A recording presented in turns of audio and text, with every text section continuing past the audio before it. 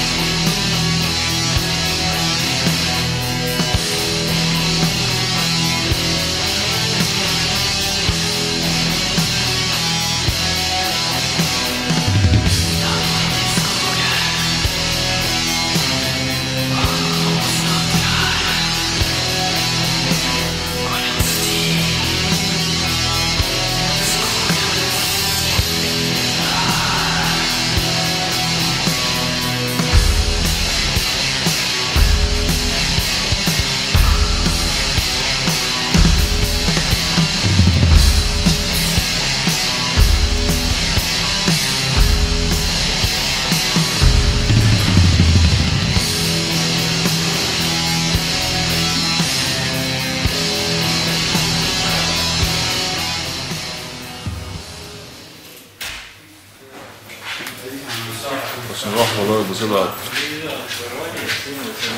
et ma ei ole peaaegu 48 tundi maganud, 2 ööd tööl olnud ja selle aja jooksul joonud erinevatel aegadel 4 pulka seda head jooki ja täna enne trenni samamoodi. Ja ma tahtsin öelda seda, et ma ei ole ennast päris tõsiselt.